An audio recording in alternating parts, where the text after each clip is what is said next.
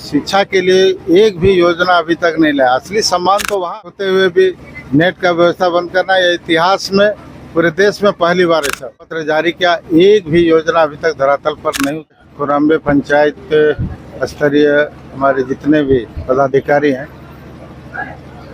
अंतिम पिलर जिसको हम लोग चूल्हा प्रमुख के रूप में जानते हैं, आज सभी लोगों के साथ बैठक हुआ और अपने कार्यकाल में जो 1.5 वर्ष का कार्यकाल और प्लस हमारे कार्यकाल जो 15 वर्षों का कार्यकाल मेरा रहा और 1.5 वर्ष जो हम लोगों का कार्यकाल अभी उपचुनाव के बाद का जो कार्यकाल रहा, उन सारे चीज़ों के बारे में जानकारी दिया कि भाई इस पंचायत में जो विकास का काम हुआ है, हम लोग दावे के साथ कह सकते हैं जो काम हम लोग 1.5 वर्ष में किए हैं वह 3.5 वर्षों में हेमंत सोरेन सरकार के द्वारा बिल्कुल नहीं किया गया, यहाँ के विधायक के द्वारा नहीं किया गया था, जो हम लोगों ने भरपाई किया है 1.5 वर्षों में। और आने वाले समय में भी हम लोगों को यह जानकारी दे रहे हैं कि पार्टी का रणनीति, पार्टी का उद्देश्य, पार्टी का सिद्धांत है और जो विकास का योजना है उसको हम लोगों का भावी जो योजना है उसके बारे में भी लोगों को जानकारी दे रहे हैं। सर, पार्टी आने वाले चुनाव में किन किन मुद्दों को लेके?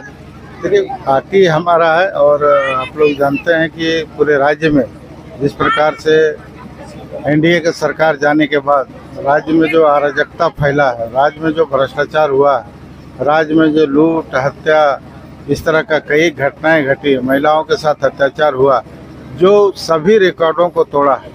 इसलिए इन सब चीज़ों को लेकर हम लोग जा रहे हैं। और जो वर्तमान सरकार है, हेमंत सोरेन सरकार, जो पिछले चुनाव में जो घोषणा किया, घोषणा पत्र जारी किया, एक भी योजना अभी तक धरातल पर नहीं उतरा, न पूरा हुआ। इसलिए लोगों के बीच में जाकर हम लोग वर्तमान सरकार को उखाड़ फेंकने के लिए हम लोगों को जानकारी दे रहे हैं कि पूर्व से जो एनडीए सरकार जो विकास का काम किया था फिर से उसको लाना है। सर, सरकार मैया सम्मान योजना की बात कर रही है और झारखंड में महिला आयोग का गठन नहीं हो पाया है, क्या कहेगा?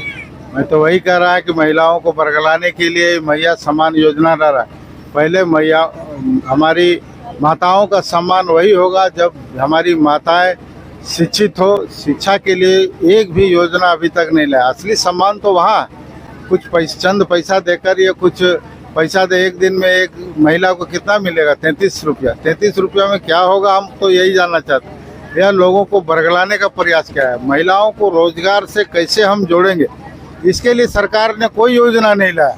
जाकि रोजगार से जोड़ने का यदि कोई योजना लाता तो 33 रुपया का वो 300 रुपया कमा सकती थी, 3000 रुपया कमा सकती, 1000 रुपया प्रत्येक दिन कमा सकती थी। यह सरकार का कभी सोच नहीं रहा। यह योजना लाकर महिलाओं को अपमानित किया, बल्कि महिलाओं को कैसे हम लोग अधिक से अधिक शिक्षा से जोड़ते, उनको रोजगार से जोड़ने का प्रयास करते, इस पर कोई सरकार का नहीं रहा। इसलिए चुनावी योजना है। चुनाव के बाद ही यह योजना निश्चित तौर पर सरकार हेमंत सोरेन बंद कर देगा, इसकी गारंटी हम दावे के साथ कर सकते हैं। यह लोगों को चुनावी घोषणा है और चुनाव में लुभावना योजना है जो लोगों को ठगने का प्रयास है। सर, सरकार आपके द्वार कार्यक्रम लगातार 3 सालों से चला रही है, मगर बालू का टेंडर अभी तक नहीं करा पाए, तो इसमें क्या? तो पहले यही कहा कि यहाँ पर लूट का सरकार है। लोहा, कोयला, बालू, पत्थर जिस प्रकार लूट हुआ है, चोरी हुआ है, इसका सारा जिम्मेवारी सरकार का है। और बालू का घोटाला जिस प्रकार आज तक 5 साल में टेंडर तक नहीं हो पाया, सरकार का कितना रॉयल्टी का नुकसान हुआ और पुलिस प्रशासन का कितना अवैध कमाई हुआ, पर इससे अंदाजा लगाया जा सकता है। सर, सीजीएल का एग्जाम हुआ था, उसमें नेट 2 दिन बंद किया गया था। बाकायदा छात्रों का आरोप है कि क्वेश्चन पेपर पहले ही लीक हो गया, इस पर क्या कहेंगे? देखिए, सरकार शुरू से नौकरी बेचने का काम किया। सीजीएल का एग्जाम में बहाना बनाया गया। जिस प्रकार प्रश्न पत्र लीक हुआ, 25-25 लाख में सीट बेचेगा। दूसरे बात, जब एग्जाम हुआ तो नेट बंद कर दिया गया। ऐसा तो कहीं होता ही नहीं।